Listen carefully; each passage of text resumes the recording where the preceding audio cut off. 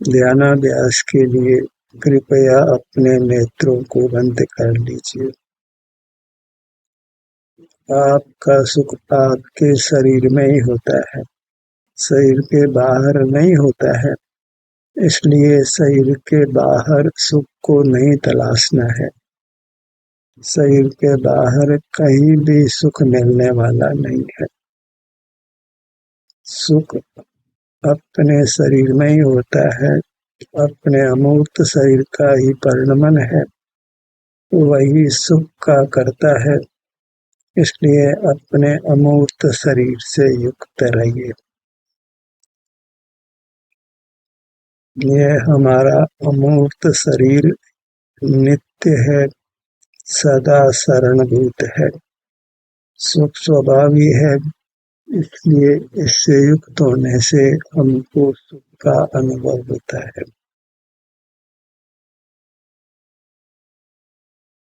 सुख की आशा बाह्य किसी पदार्थ से नहीं लगाना है। अपने अमूर्त शरीर से ही सुख की आशा करिए। उससे युक्त होने से हमें निश्चित ही सुख मिलने वाला है।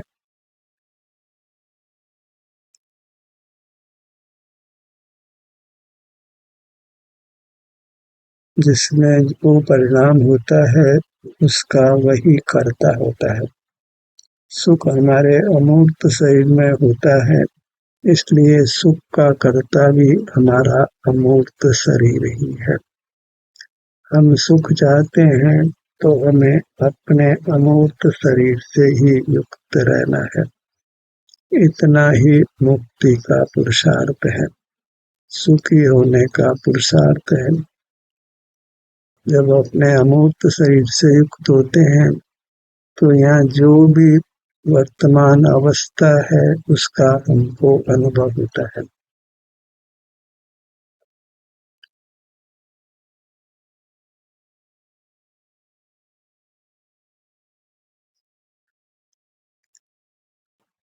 उस अनुभव को हमने स्वीकार कर लेना है। उसमें कुछ भी परिवर्तन करने का विकल्प नहीं करना है। उस अनुभव से स्वयं ही सुख की अवस्था उत्पन्न होकर अनुभव में आएगी।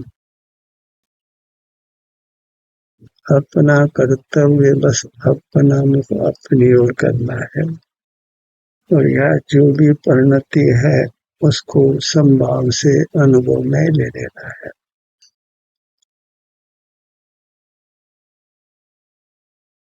यहाँ अभी संसार अवस्था में सुख दुख रूप संवेदना मिलती है, और अभी श्वास भी होता है, तो वह श्वास की क्रिया भी हमको अनुभव में आ जाती है। श्वास की क्रिया शरीर के कुछ भागों में ही होती है, शेष भागों में श्वास क्रिया नहीं होती है। उन भागों पर हमारा ध्यान होता है तो श्वास की प्रक्रिया रुक जाती है, जिसको कुंभक कहते हैं। श्वास का रुक जाना, और उस कुंभक से सहज ही शरीर के रोगों से मुक्त होते हैं। कुंभक में शरीर के रोगों को भस्म करने की अद्भुत सामर्थ्य होती है।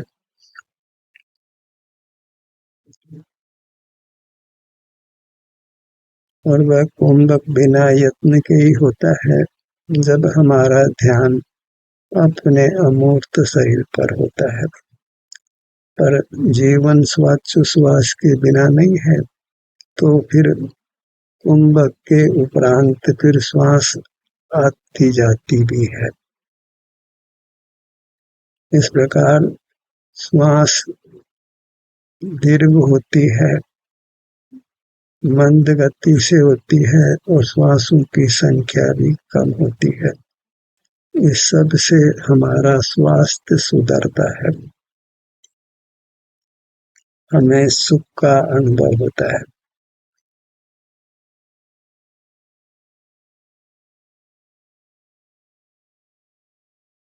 ध्यान हमको अपने शरीर तक ही सीमित रखना है, शरीर की उपेक्षा नहीं करना है। शरीर की उपेक्षा करने से ही हम बहिर्मुख होकर रागादि रूप वर्णन करते हैं और नूतन कर्मों से बंधते हैं, जिससे हमारा शरीर अस्वस्थ हो जाता है। शरीर में नाना रोगों की उत्पत्ति होती है, जिससे हम दुख का अनुभव करते हैं। इसलिए यथासंभव बहिर्मुख नहीं होना है, अपने शरीर का एहसास करते हुए ही रहना है। जो अपना अमूर्त शरीर है वही हमारा स्वरूप है।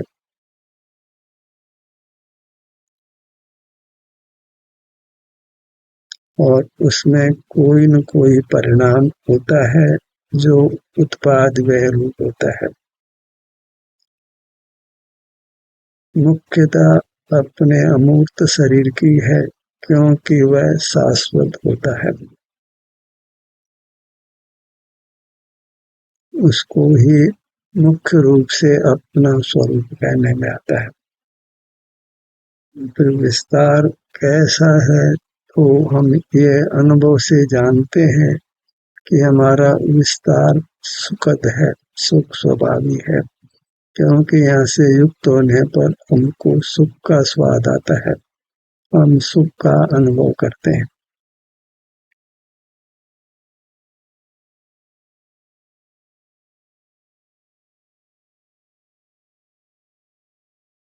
शरीर से ही जुड़कर रहना है, उसी से हम योगी होते हैं और भोग आदि की वृत्ति नष्ट होती है, इंद्रिय जय होती है।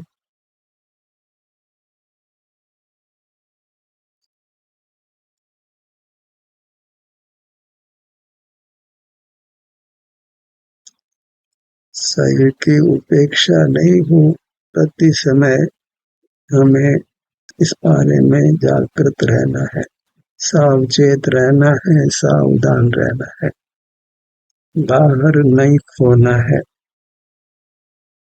अति आवश्यक हो तो बहिर्मुख होना है और शीघ्र ही बहिर्मुखता को छोड़कर अंतर्मुख हो जाना है। दुखों से भय लगता है तो बहिर्मुखता से ही भय करना है। बहिर्मुखता में ही हम अपने शरीर की उपेक्षा करते हैं और शरीर अस्वस्थ होता है, अर्थात हम अस्वस्थ होते हैं। हमारा अमूर्त शरीर अस्वस्थ होता है, दुख का अनुभव कराता है, दुख रूप से परिणमित होता हुआ दुख का कर्ता होता है। हम ही दुख के कर्ता होते हैं और हम ही दुख के भोक्ता होते हैं। शरीर ही हम हैं, हम ही दुख रूप से परिणमित होते हुए दुख के कर्ता होते हैं। हमें अपनी उपेक्षा नहीं करना है, अपनी उपेक्षा अर्थात अपने अमूर्त शरीर की उपेक्षा नहीं करनी है। वह उपेक्षा अपने स्वरूप की ही है, उस स्वरूप की उपेक्षा करने से ही हम दुख के कर्ता होते हैं, दुख भोगते हैं। हमारे आराधना का आराध्य हमारा अमूर्त शरीर है, उसी की हमने अपने हृदय में प्रभाव ना करना है, उसी का नित्य संवेदन करते हुए रहने का प्रयत्न करना है।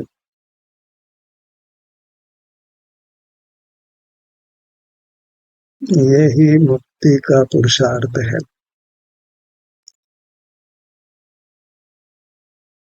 कराए जीव इस मोक्ष मार्ग से अपरिचित रहते हैं। इंद्रियां मिली है, मोह का उदय वर्तता है और जीव बहिर्मुख रहकर अपने स्वरूप की अर्थात अपने अमूर्त शरीर की उपेक्षा करता है, उसको पीठ देकर रहता है और वह अमूर्त शरीर ही आनंद दाता है। इसलिए वही हमारा आराध्य परमात्मा है। उसी का संवेदन करना वही परमात्मा का दर्शन है।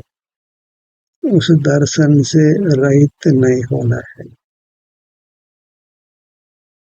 परमात्मा दर्शन ही मोक्ष का मार्ग है और वह परमात्मा हमारा अमूर्त शरीर है, जो अकृत्रिम है, चैत्य है, चेतन प्रतिमा है, चेतन मूर्ति है, जो अकृत्रिम है, चेतन है, कोई स्थापना की हुई भगवान की प्रतिमा नहीं है। यह तो शाश्वत परमात्मा मूर्ति है।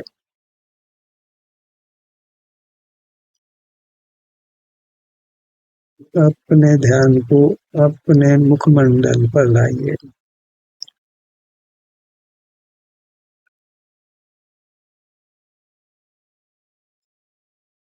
काम अत्यंत सुगम है, क्योंकि आपसे बिल्कुल दूर नहीं है। वृत्ति अपने विस्तार से सदा ही अभिन्न है, अभेद रूप है, क्योंकि वस्तु स्वरूप से ही नित्यात्मक है, विस्तार और वृत्ति रूप है। उत्पाद व द्रव्य रूप है, वही सत का लक्षण है। सदा कायम रहकर परिणमन करते हुए रहना। गर्दन के भाग पर आइए।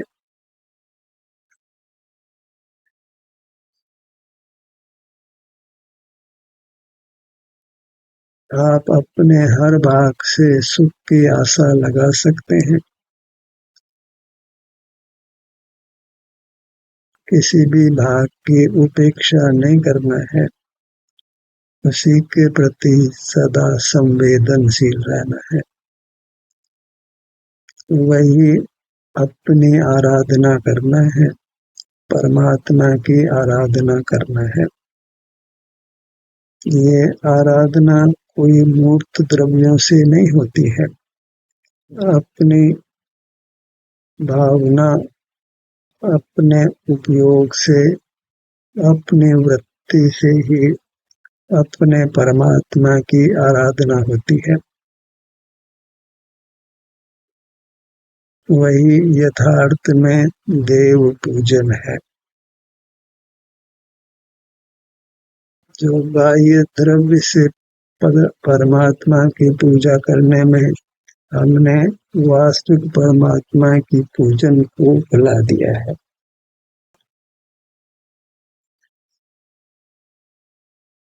अपने धड़ भाग पर आइए।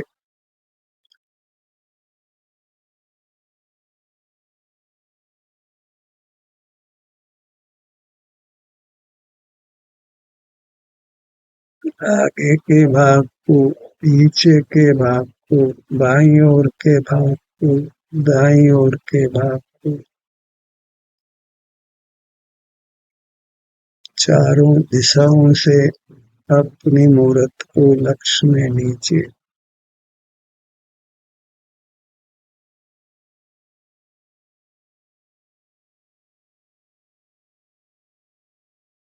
दाहिने भुजा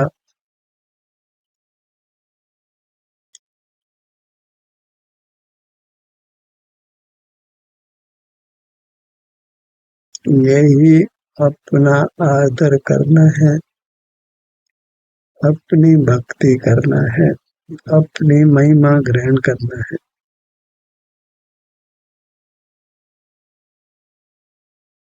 बाईं भुजा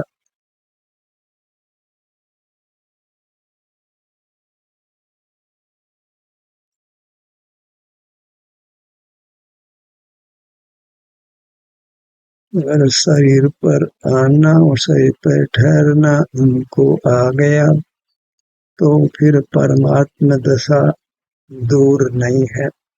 संपूर्ण सुख की दशा दूर नहीं है। परमात्मा होने में फिर कुछ देर नहीं लगना है। सहज ही बहिर्मुखता मिटती है, शरीर में स्थिति होती है और सर्व कर्मों का नाश होकर संपूर्ण शाश्वत सुख मिलता है। जन्म मरण से मुक्ति होती है।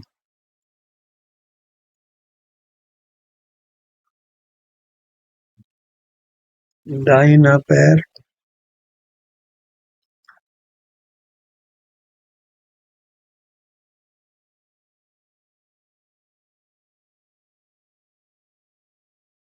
यही परमात्मा की आराधना करना है, जिसके फल में परमात्मा पद मिलता है, शाश्वत सुख मिलता है। इस प्रकार हम अपनी मूर्त को पाते हैं सो सुख को ही पाते हैं और यह नरभव पाना सफल हो जाता है।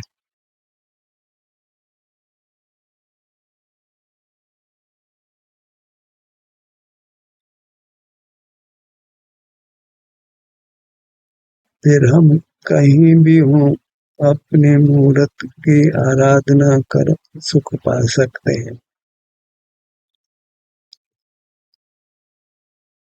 बायां पैर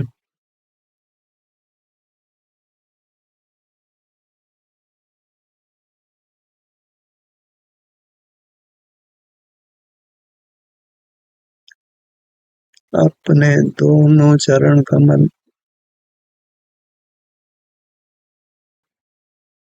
दोनों पगतलियां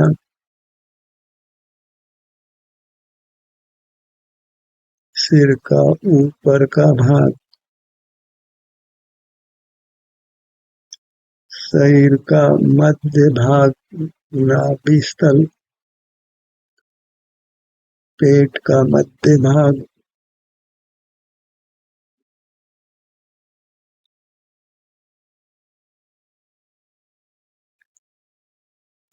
अपने अमूर्त शरीर की सीमाओं को पहचानिए। ऊपर की सीमा आगे की सीमा पीछे की सीमा बाईं ओर की सीमा दाईं ओर की सीमा नीचे की सीमा।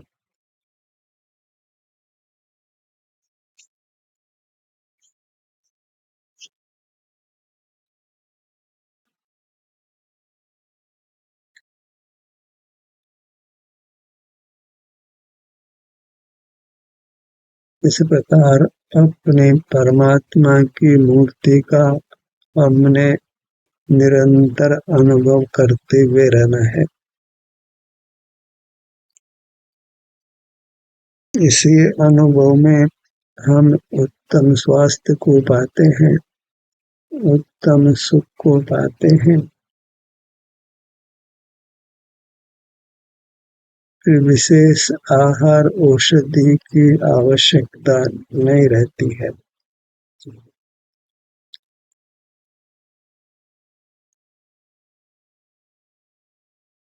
हम अपने अनुभव से स्वस्थ रहते हैं, सुखी रहते हैं, बाह्य पदार्थों की पराधीनता से उनके अवलंबन से मुक्त रहते हैं।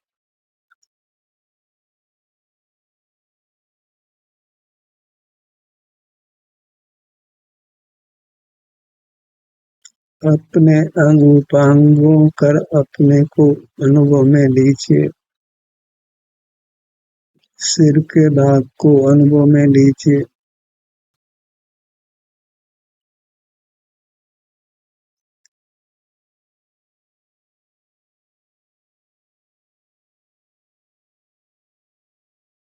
यहाँ जो भी सुख दुख की स्थिति है उसका हमको अनुभव होता है। अपने क्षेत्र का और वहाँ की वृत्ति का दोनों का हमको अनुभव होता है। और विकल्प भी नहीं होता है।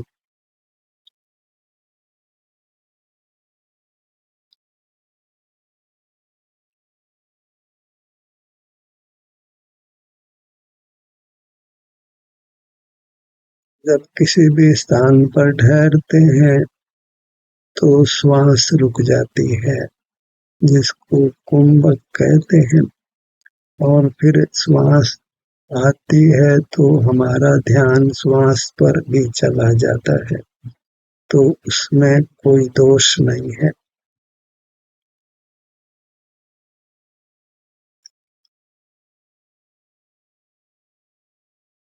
ललाट का भाग,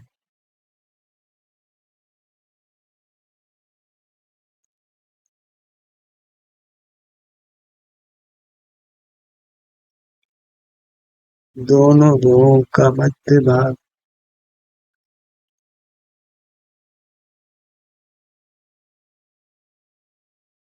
जरूरी नहीं है कि हमको किसी भाग में अप्रिय संवेदना ही मिले या कोई विशेष सुख भी मिले।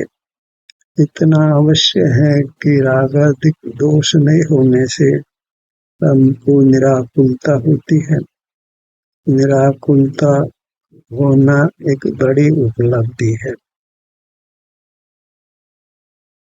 क्योंकि राग द्वेष रूप आकुलता से हम अपने स्वास्थ्य को खोते हैं, और जब अपना मुख अपनी ओर लाते हैं, अपने किसी भाग पर लाते हैं, तो रागादि जनित आकुलता नहीं होती। अपने सुख स्वभाव से युक्त होने से हमको सुख का किन्हीं अंशों में अनुभव अवश्य होता है, और उससे कर्म निर्जरा होकर हमको स्वास्थ्य मिलता है, सुख मिलता है। स्वास्थ्य की उपलब्धि ही वास्तविक उपलब्धि है। लोग धन अर्जित करना तो सीख जाते हैं, ज्ञान अर्जित करना भी सीख जाते हैं, पर स्वाधीनता से स्वास्थ्य अर्जित करना नहीं सीख पाते। जहाँ किसी पर का आश्रय नहीं है, अपना मुख अपनी ओर और अपनी वृत्ति की ओर करने मात्र से हम स्वास्थ्य को अर्जित कर लेते हैं, सुख को अर्जित कर लेते हैं।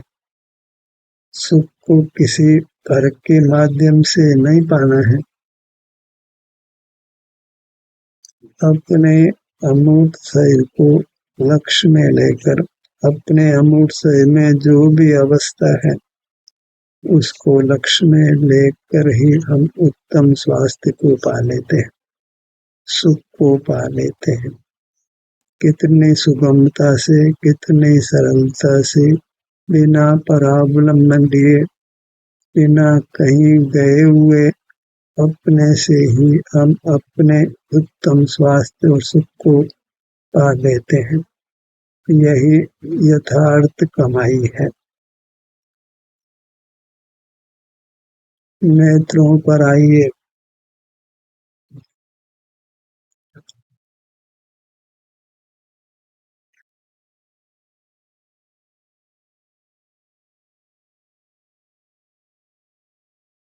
जब लोग जरा रोग गए तब लोग ये सीख आदरो। जब शरीर में रोग हो जाता है, वेदना होती है, तो सहज ही जीव को यह विकल्प होता रहता है कि यह वेदना कैसे मिटेगी, इसके लिए किसका आश्रय करना है। तो इस विकल्प को ही आर्त ध्यान कहते हैं। पर जब वेदना नहीं होती है तो हम सुगमता से अपने सन्मुख रहकर उत्तम स्वास्थ्य, उत्तम सुख अर्जित कर सकते हैं। जब स्वास्थ्य ठीक है और अपना उपयोग अपनी ओर लाते हैं तो शीघ्रता से सुख में वृद्धि होती है।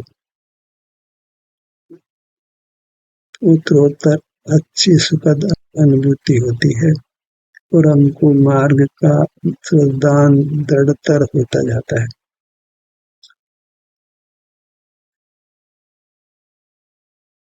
कानों के भाग पर आइए।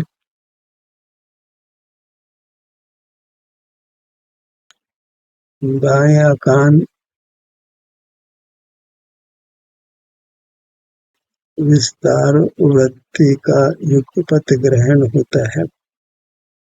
कैसा है वह क्षेत्र और वहाँ कैसी संवेदना है, दोनों का हमको अनुभव हो जाता है जब हम अपना ध्यान उस भाग की ओर लाते हैं।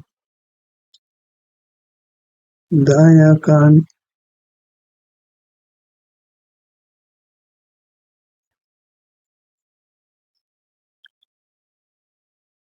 जितना ठहर सकते हैं उतना ठहरिए, क्योंकि वास्तव में तो विचरण करना भी हमारा स्वभाव नहीं है, स्थिर रहना ही हमारा स्वभाव है। पर अभी कर्म की कोई ऐसी स्थिति है कि स्थिरता नहीं हो पाती है, तो ऐसी स्थिति में बहिर्मुख नहीं होकर हमें अपने एक स्थान से हटकर दूसरे स्थान पर आ जाना है।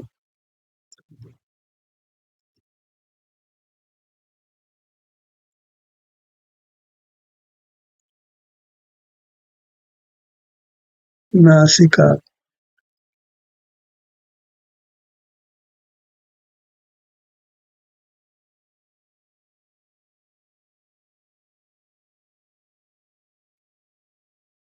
नासिका से लेकर पेट के भाग तक श्वासोच्छ्वास क्रिया होती है, तो इन भागों पर ठहरते हैं तो वह श्वासोच्छ्वास क्रिया सुगमता से ही अनुभव में आ जाती है।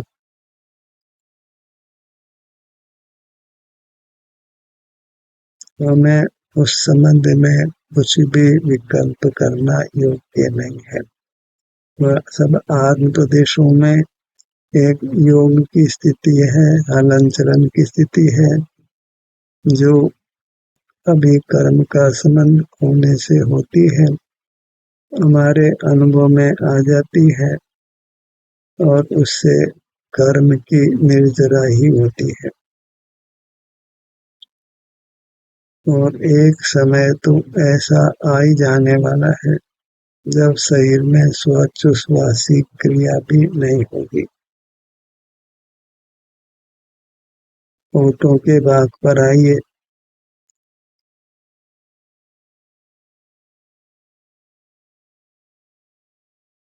पूरा मुखमंडल इस प्रकार अपने सर्व ही बड़े भागों को छोटे भागों में विभाजित कर हर छोटे भाग को अनुभव में लेना है। इस प्रकार अपने अमूर्त शरीर को मुख्य करना है और इससे हमको अपने शरीर में जो भी संवेदना है या हलन चलन है उसका भी हमको अनुभव होता है। उस संबंध में हमें कोई विकल्प करना योग्य नहीं है। इतना निर्धार कर लेना है कि इतना ही मोक्ष मार्ग का स्वरूप है। ध्यान का सत्र यहीं समाप्त होता है। आपकी सहभागिता के लिए धन्यवाद।